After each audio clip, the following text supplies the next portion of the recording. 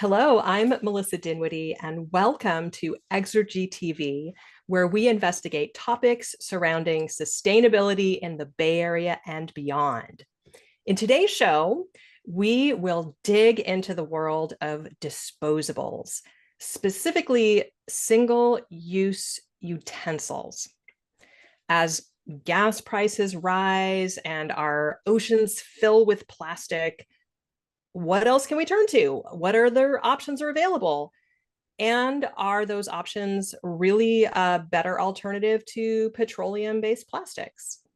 To help us dive deeper into these questions and more, please welcome the director for the California ReThink Disposable Program and Bay Area native, Julie Wedge. Welcome, Julie. Thank you so much, Melissa. It's great to be here. It's so great to have you. So tell me about the California ReThink Disposable Program. What is your mission? And tell me a little bit about it. Well, our mission at ReThink Disposable is to stop trash before it starts. In 2009, we did a waste assessment study around the Bay Area, and we found that close to 73% of the waste in the Bay and around the Bay was actually single-use disposable foodware. Wow. And so ReThink Disposable was born out of this need to start talking to restaurants about their single-use disposables, or as we love to call them, our suds.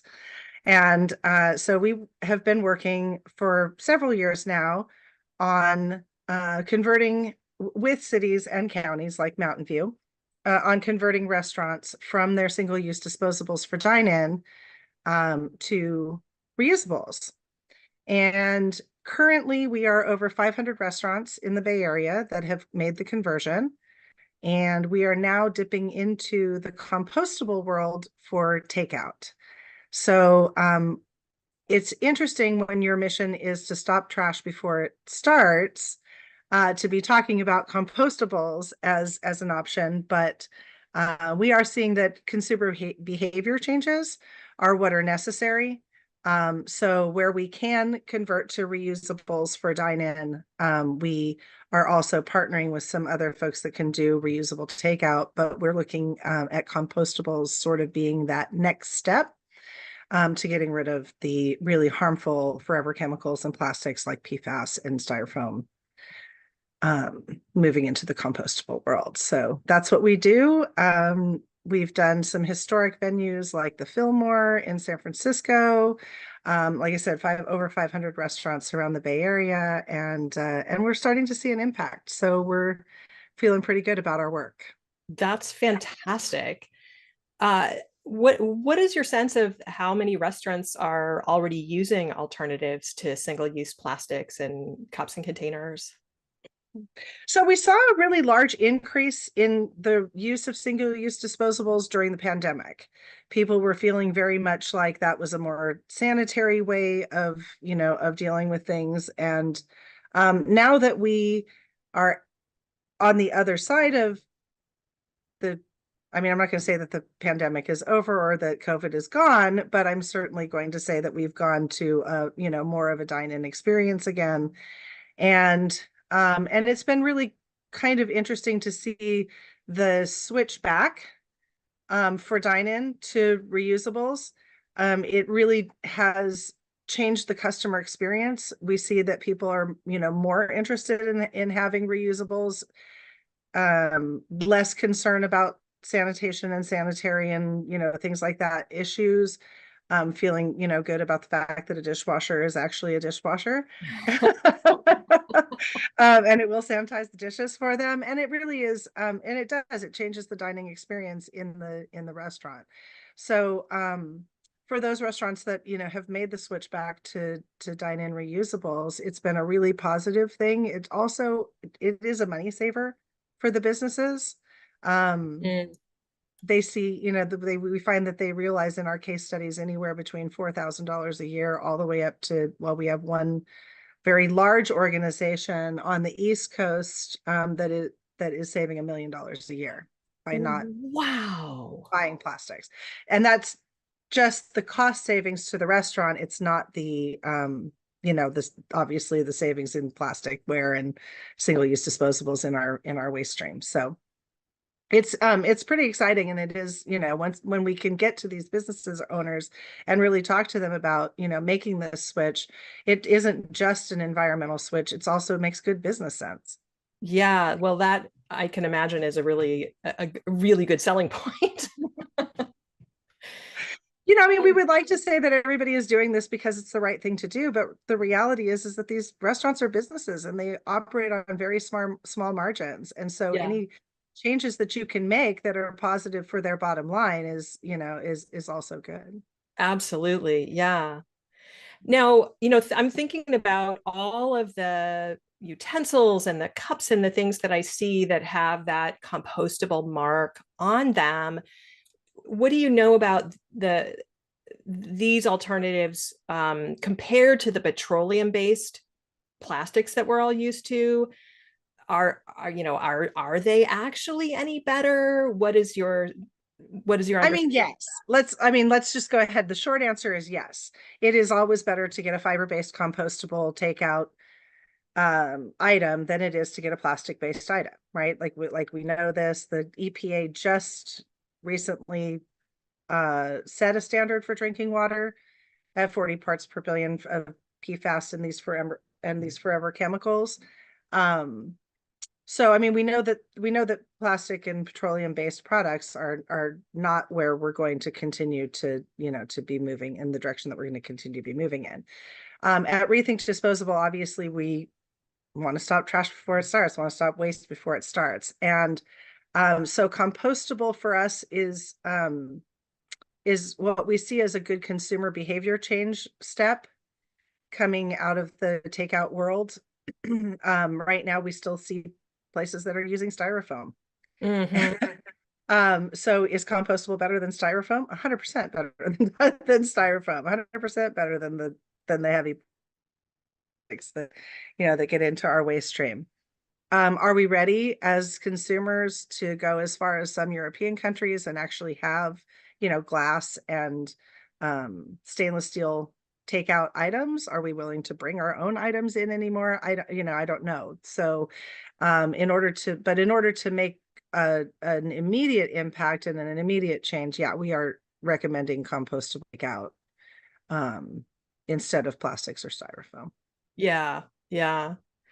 Can you give us a sense of what the various different alternatives are made of, and in the case of those ones with the compostable stamp on them, what kinds of chemicals are being used in those cases? I mean, obviously there's some compostables that are made of paper or wood or bamboo, but there are others that, as you said, are made of um, you know, other, corn or whatever. Yeah, they have different linings, right? Yeah. And there are, it is. So we're seeing in this particular instance that legislation is driving industry. There's more and more cities and counties that are putting in ordinances in place for around compostable materials and around banning plastics without really banning plastics. Um, and so the industry is kind of playing catch up, right? We're seeing a lot more fiber-based things that are super useful and actually are fiber-based. They don't have any PLA linings. There's none of that. And that's ultimately what we'd like to get to. The reality is there are restaurants that have hot foods, hot drinks, and the industry at the moment doesn't necessarily have a completely 100% fiber-based option to deal with those types of foods. Now, there's a myriad of other foods that you get in restaurants that don't require that particularly, specialty, as they call it in the industry, portion cups. Um, and the industry is working and has done a really good job of getting compostable PLA versions of things so that it will completely break down, and and compostable is still the way to go. But the compostable industry, like any other industry, as we're moving to this kind of economy, has a little bit of catch up to do. And so we're seeing a lot more options, a lot more products than what we were seeing a year, 2 years ago. And I know that we'll see even more with SB 54 as we, move forward with that piece of legislation that is requiring for plastics and PLA and, for fiber-based things to suddenly, be the way. So we are seeing industry sort of play catch up. But in the meantime, what we're focused on is that customer behavior change, the getting used to not having what you normally have, the getting used to that this is okay. And hopefully down the road, within a few years, we can get people to a place where, hey, I brought my own mason jar, or I mean, I'm one of those nerdy people that I actually do bring my own takeout containers because I know that if I dine in, even if I'm dining in and it's a great and they've got the ceramics and the stainless steel forks, and even if they're completely reusable for their dine-in, if I'm going to take any of my food to go, then generally my dining experience changes, Right. right? And they bring me the takeout and it's like, Right. oh, now I can't. So I just started bringing my own takeout stuff. um and I think that, we might get to a place. Okapi certainly is an organization that is helping people to get to that place. They have stainless steel coffee cups. I know that Mountain View has a few places that Okapi services, uh, Mm, and it's a reusable service where, you get a reusable stainless steel cup, and when you bring it back, you get a new one. So mm. but it is, it is going to take a little bit of time to get us to a place where we are used to returning a takeout container. Yeah. So what do you see as sort of the methods for helping people get into that habit? I mean, you mentioned Okapi as one like organization or whatever that is facilitating that. What are some other mm, things that are happening? So we've been working in partnership with organizations and companies like Our World and Turn, which are third-party reuse. Still great that we're doing third-party reuse. However, I do want to caution that those are plastic. They are still plastics, but they are carbon neutral because they can go through, 300 washes. So in our venue spaces, to partner with those types of takeout reusables, um, we even used Our Worlds came to the Mountain View Art and Wine Festival last year and did reusable cups for beer and wine, and Mhm. and a variety of other things. So if anybody was at the Mountain View Art and Wine Festival last year, they had the opportunity to sort of be introduced to this concept, and it's really great. You get your cup, there's bins, all around your event space, you return it. It's super easy, and you're not creating waste, you're not creating trash. So like I said, this is a burgeoning industry. This is a thing that is, sort of starting to take hold now that legislation is coming about.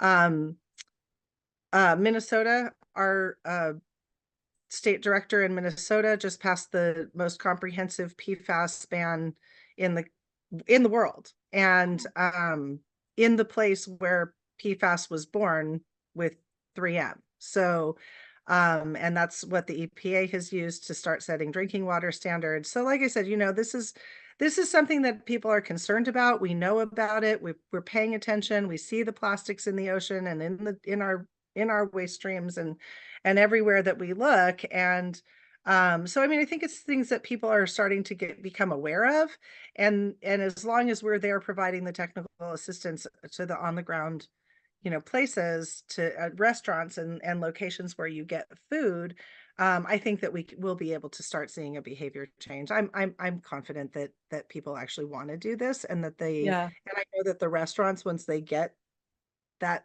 little bit of incentive to be converted, they stick with it because they do realize the cost savings at the end.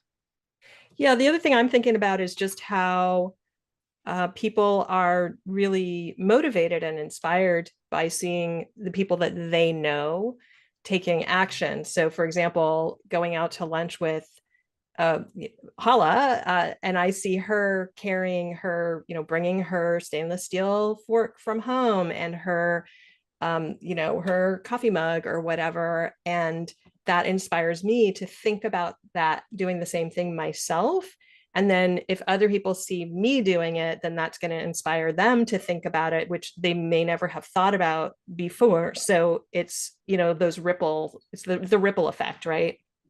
Absolutely. Peer-to-peer is one of our best ways of getting people to change their behavior. If people see other people doing it, they go, "Oh, I didn't even realize I could do that." And a lot of times Yeah. people just don't realize they can. It's not that they wouldn't or they're opposed to it. They just don't realize that they can. Yeah, exactly. And I think ultimately most people would prefer to bring their own stuff in to take their takeout home. They know the cleanliness of their own homes and their own things. And so I don't think that it's an insurmountable problem. I just think that it's something that we have to continue to do. And I think that it's something that we have to continue to pressure industry to keep up. Yes, absolutely. I just think about a restaurant that my husband and I used to patronize every single week until I just couldn't stand all the plastic. I sent them an Well, email about it, and I don't know if they've actually paid attention to it, but well, let us know who that is, and we'll make sure that we go offer them some technical assistance so you can go I back to your will. restaurant. I will do that offline. Yes, absolutely. Well, Julie, it has been so enlightening and really wonderful having you here. Thank you so much for joining us today. And up next, we will hear from local advocates about the plans that they intend to dispose to all of our local restaurants. So stay tuned. Exergy TV is brought to you by Asian Box. At Asian Box, we're on a mission to create an exciting, fresh, made-to-order dining experience without compromise. We pride ourselves with being able to deliver Vietnamese street food-inspired recipes developed by Chef Grace Nguyen that are not only authentic and taste great, but are healthier, fresher, 100% gluten-free, and customizable to fit a healthier lifestyle. We are committed to sourcing local, fresh ingredients that are raised and grown naturally. Just like us, real food, fast. Welcome back to Exergy TV. With me today is a member of the Compostable Alternatives team and former member of the Mountain View Sustainable Task Force, Hala Alshahwany. Did I pronounce that right? Yes, you did. Welcome, Hala. Perfectly. Oh, good. I'm so glad. Yeah, yes. Well, I wanted to ask you about the Compostable Alternatives team. Yes. Tell me a bit more about that and how that came about and what made you choose this topic. Yes. So a few years ago, I've been living in Mountain View for a long time, but a few years ago, I joined the sustainability task force that the city has solicited the community helped so that they can reduce greenhouse gas emissions. And we toured the Smart Station. The Smart Station is where they sort all the waste for Mountain View. And in there, they showed us how the compostable, so-called compostable items, instead of actually being composted, they actually went to landfill. Oh, wow. And unfortunately, a lot of people buy these items thinking that they are doing the environment a great deed by not wasting. And unfortunately, that's not the case, not only in Mountain View, but in many cities around us are unable to compost these items. So we wanted to find a solution to that. And that's how the project and the team came about to the Leadership Mountain View program. Great. So how many people are on the team? So there are 3 other people beside me, 4 of us now that are working on different ways and different solutions that we can do now and maybe educate, do outreach in the future for our colleagues and the food service providers in Mountain View. We hope to continue that even after the program is finished. So tell me a little bit more about your ultimate mission. Yes. So the ultimate mission was at the beginning, so we had a mission at the very beginning to actually see if our city is capable of actually composting these materials. I dug further into that and contacted Recology, the company that takes care of our waste, and they said, well, no, we cannot do that in Mountain View for 2 reasons. It takes a lot of space to do the composting process, and actually, even if you do the composting process, there are leftovers from that process that is still not compostable. And so there's still a portion of the byproduct that ends up in landfill. So it wasn't very effective and it wasn't viable economically. And the third thing that I found on my own from a research I did is that all of it comes from corn, and corn, as you know, well established, 99% of it is grown as genetically modified monocrop, which is not good for the environment. And so we actually shifted our mission from trying to find a process to compost the compostables into an alternative to the compostable materials. And so our mission became either do an outreach to do reusables or find the materials that truly compost in such as bamboo or wood or paper products that the food service providers can use instead of the so-called alternative materials.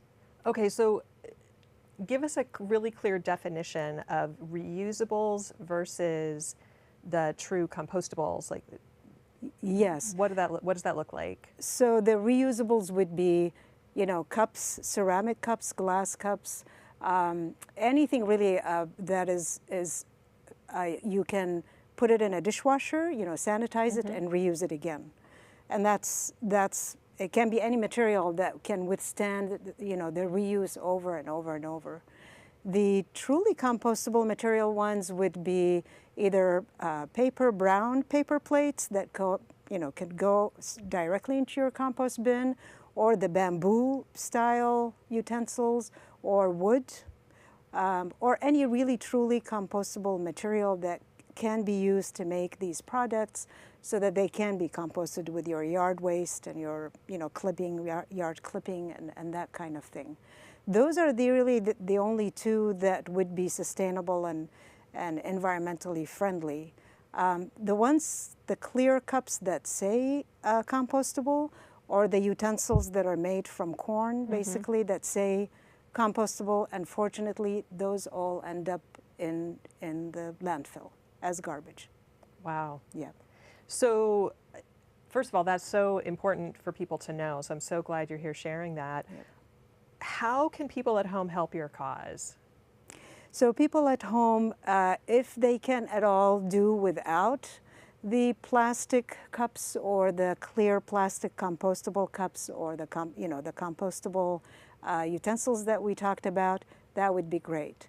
If you can invest in, you know, cheaper ceramic or anything that can be washed and reused again, that would be great. If you really need to have something that's disposable, look for the labels. See if it's truly compostable. Is it going to be from paper or bamboo or wood? And usually the product will say that. If you look on the, you know, the bottom of the product, hopefully it will indicate if it can be put in the compost bin. If people become conscious about that when they buy the product or when they replace it at home with something that is reusable, then they're really helping the environment to reduce waste and reduce the amount of landfill, you know, stuff that we send to the landfill. Although it's a little bit challenging, isn't it? Because yes. Those utensils will say on the back compostable when in fact they aren't necessarily. Isn't that right? That's correct. That's correct. And so you really need to look at the material that these items are made of. It does take a little bit of research. The city of Mountain View has some really good links on their website. If you just go to the city website, they do actually have information and flyers about what is compostable and what is not. And it will have a description and pictures of these products. So if you're not sure, you know, please check that out. Of course, it's accessible and free to everyone. We're trying to help the city to do this outreach. So a few of us in the team that I'm in actually will be going to food service providers, some cafeterias and restaurants, and we're going to try to give them educational material, working with other nonprofits that the city has hired to help them to do that. So if you're not sure, yes, please look at these informations that are available, and just make sure that you look at the labels and see what the materials of these contents are. So that seems like the big takeaway is to really look for the materials and to see if it's paper or Yes. bamboo Yes. or wood. Yes. And otherwise, Yeah. it's really not Yes. compostable, even if it says it's compostable. Exactly. Wonderful. Exactly. Yes. Oh, thank you, Hala. Yeah. Thanks again to Julie and Hala for being here today. This show would not be possible without the crew. So special thanks to all of you. My name is Melissa Dinwiddie. Thanks again to all of you who watched today, and join us again for another episode of Exergy TV. Bye-bye.